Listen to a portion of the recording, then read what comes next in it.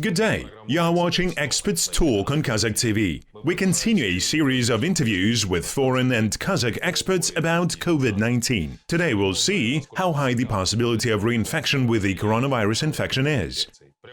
Doctor, professor, curator of a project to study immunity to the new virus that is formed in patients with COVID-19, Anton Ershov is joining us right now from Moscow, the Russian Federation. Hello, Anton Valerievich. Hello. The Swedish Health Agency stated that immunity to the coronavirus after the disease persists for at least 6 months. What is your opinion on this? In fact, we also control patients who have had the coronavirus infection for a long period of time. The first patients whom we observe were ill in February of this year, and we actually see that for 3 to 4 months after the disease, the immune system, the level of antibodies, is stable and practically does not change. Starting from the 4th, the 5th month, in different people, in different ways, immunity begins to decline quite quickly and therefore protection against coronavirus also decreases. We saw that by the 5th or 6th month, it decreases to 0. By the way, I also got sick in the same wave and the picture was identical. By the 5th month, my antibody titer was 0. It means they were gone. It is known that there is so-called humoral immunity that involves body liquids and antibodies, and there is cellular immunity, which is more serious and cannot be determined by an antibody test. However, it allows the body to resist the infection more actively. Is there any data on this matter in terms of the coronavirus? In fact, yes. Now absolutely everyone is beginning to understand that there are cellular immunity and humoral immunity. You're right. Humoral immunity is primarily due to antibodies, and most often it causes antiviral protection. And there is cellular immunity. Its 100% role in viruses is not as significant as in humoral. Now, unfortunately, we probably do not know for sure of the role of humoral immunity in coronavirus infection. We don't know exactly how long the antibodies against the vaccine will last. How much is the so-called protective titer of antibodies? We have even less information about cellular immunity. We hoped that, in fact, cellular immunity would allow people not to get sick again, although, on the other hand, there is now more and more evidence that people do get sick again when the antibody titer goes to 0. Accordingly, I think that the role and importance of cellular immunity will decrease slightly. At least now we are seeing such a trend. We will see later how it is going to be in a month or 2. Anton Valerievich, it looks like that you have been ill with coronavirus twice. Do you think it was a reinfection, and if yes, how did it happen? I think there are a lot of such people. Probably would be more correct to say that there are few people who are constantly examined and were able to accurately identify this. I think the only problem is this, because a very large number of people had a mild form of the disease, which is very difficult to differentiate from a simple ARVI. If you do not pass special tests, you think that you can easily tolerate ARVI, and you do not take an antibodies test, then you will not understand that you have had coronavirus. Actually, it was the first time I did this. I detected the antibodies completely by accident, having just given my blood for experimental purposes, and it turned out that I already have them. Antibodies in a significant titer. Antibodies just like that against the coronavirus infection cannot appear. Respectively, I was ill for the first time without knowing it. So I think, in fact, there are more people like me. They are just not all diagnosed. The second time, it was easier or absolutely the same. asymptomatic. The first time it was almost asymptomatic. After that, retrospectively, I remember that there was some kind of a peak at some point, probably 5 to 7 minutes of temperature rise, which people don't pay attention to normally. The second time was so-called more interesting. There were some painful sensations in the joints, in the muscles, the so-called astheno-vegetative syndrome. The temperature often rose, but still the disease proceeded easily. But if you compare the first time and the second time I actually had a harder illness. Please tell our viewers how antibodies work and what else besides antibodies protects immunity from coronavirus infection. Improving immunity is a simple rule. Don't get nervous, sleep enough, eat well, do everything correctly, and you will have a normal immunity. Humanity has not yet invented and will not invent anything more serious and effective. Well, it's obvious that in the absence of various diseases and so on, and for the defense mechanism in simple terms, we have immune cells that produce antibodies. Now a lot of people know class A and M antibodies. They are produced in the first period of contact with the infection. They are unfortunately constructed very quickly. Let's give an example. Consider that the plane needs to be assembled in 1 or 2 days. It is clear that it will turn out bad, and there will be no comfort, and it will not fly correctly. These are the same antibodies we have. They are acute phase. They are produced in the first days of the disease. They are specific. They do not bind so strongly to the virus. They do not contribute to its elimination. On average, after 2 or 3 weeks, most often 10 to 14 days, immunoglobulins G antibodies begin to be produced. These are antibodies that ideally and effectively match the virus and contribute to the fact that the virus will be killed after a certain period of time. The most excellent thing in our immune system is the presence of B cells, memory cells. They remain in the lymph nodes, in certain areas, globally speaking in the body. They live for a long period of time. In some cases, they can live all their lives, and providing us with lifelong immunity. In some cases, they may live there for a year or 2. With the flu, they live for 6 months. So upon repeated infection, these memory cells are launched together with immunoglobulins A and M. Even if they do not work well, the most important thing is the reaction of those B memory cells that we already have, which produce very sensitive and effective immunoglobulin G. And therefore a person faced with an infection again, and who has a sufficiently good protective titer of immunoglobulins G, does not understand that he is sick. The immune system manages to destroy the virus so quickly that it happens without any external manifestations, without a rise in temperature, without any weakness or fatigue. That is, the immune system has coped. It doesn't even know about it. Is it true that people who have not had COVID-19 can also be immune to the virus? It's the way that those people who do not have immunoglobulins G still get sick. The immune system will respond and there will be inflammation. Another thing is what it will be. Someone will have a mild form, someone will be asymptomatic, and someone will get really seriously ill. Those people who have a protective titer of immunoglobulins G, they will not get sick. They will not have any manifestations. It's like a flu shot. If we were vaccinated against the flu, we hit that titer, that virus strain that is now spreading. As a matter of fact, we don't get the flu for the second time, right?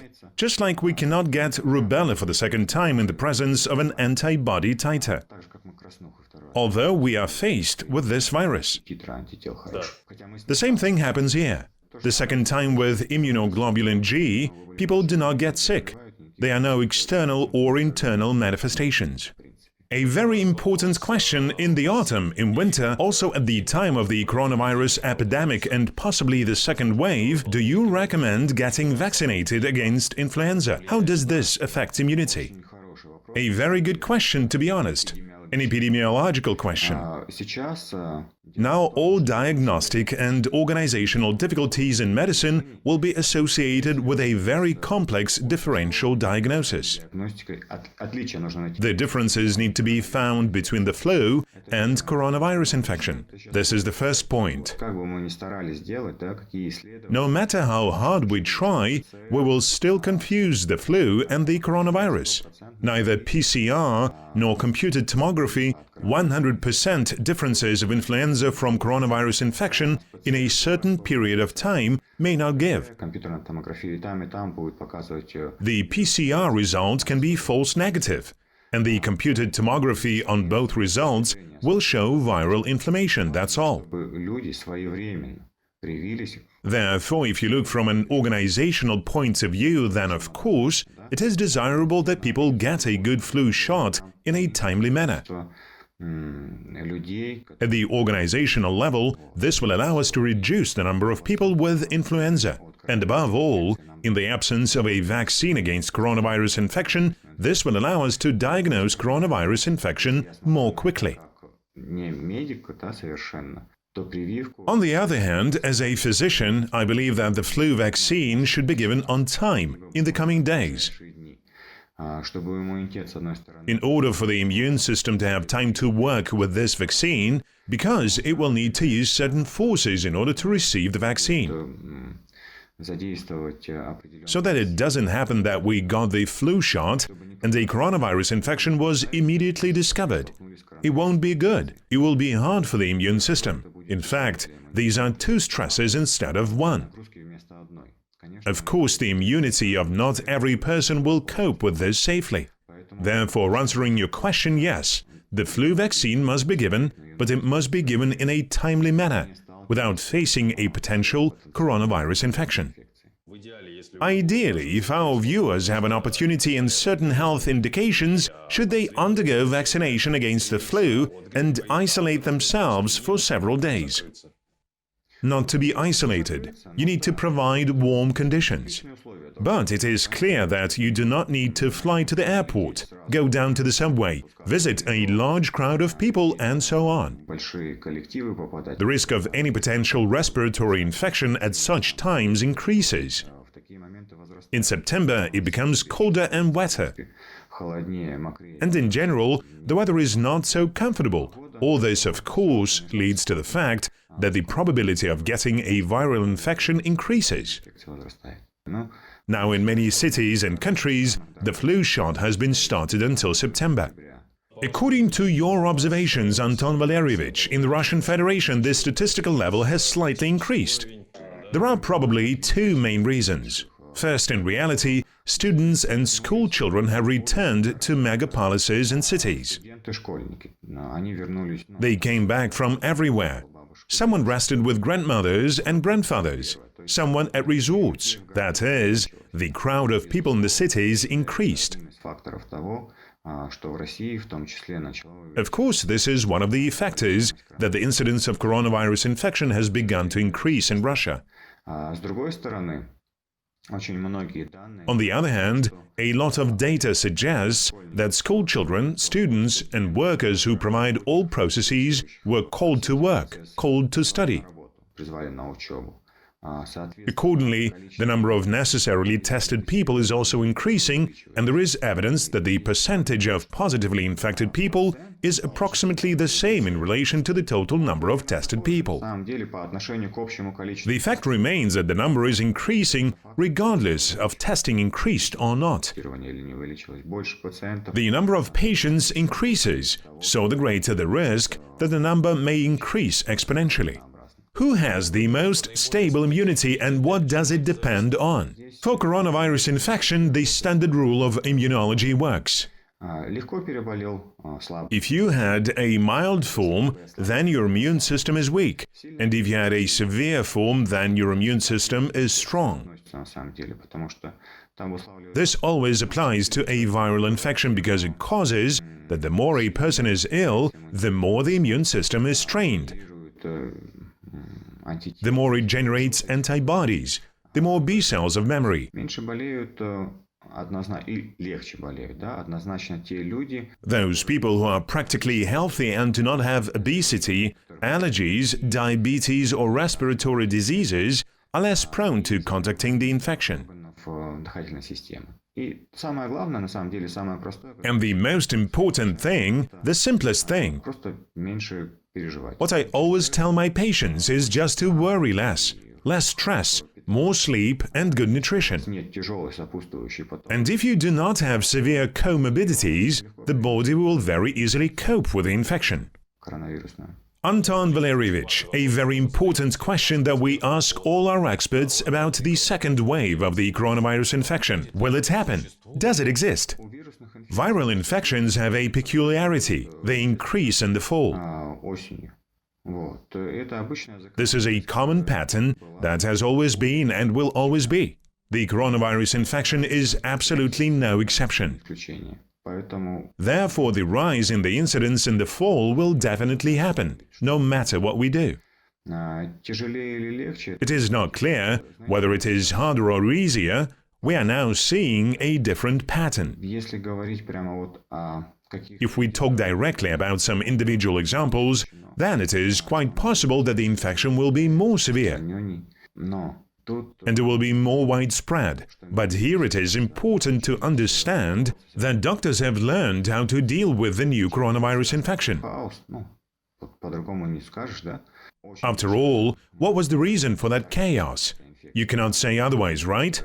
There is a very high virulence of this infection's contagiousness, a total rapid spread, which is superimposed on the lack of a competent, documented, methodologically prepared diagnosis.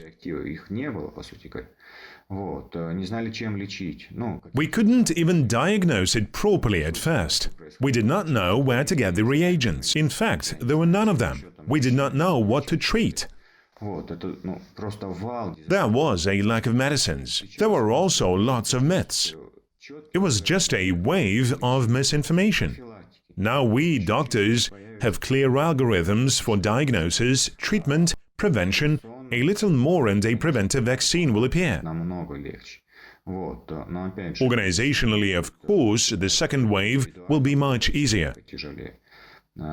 But again, if it is more difficult for each person individually, then it will kind of force us a little effort and make it so that everything is fine. In fact, such a small organizational model, unfortunately, is not available in all cities. But on the other hand, I understand the city authorities who brought almost 100% of the city back to normal life. This is economically determined, but still, now observing the incidence of the coronavirus infection and seeing that many people went back to work, to normal life, I think if cities and institutions, ranging from the smallest to the largest ones, retained the remote work format, without disadvantage to the economy and the process itself, then of course it will be great in fact for both doctors and cities. And ultimately the economy would only benefit from it. But again, wherever possible, without disadvantage. So let's say this is my main wish for the time that we are facing. But this is a temporary measure. It is not forever. Absolutely yes. In fact, there is still a little bit of time left, and there will be many vaccines. This is the first thing. Second, we need to come through the winter, and the situation will improve. Anton Valerievich, thank you very much for the conversation. We wish you success in your scientific work, and of course, health to you and your colleagues.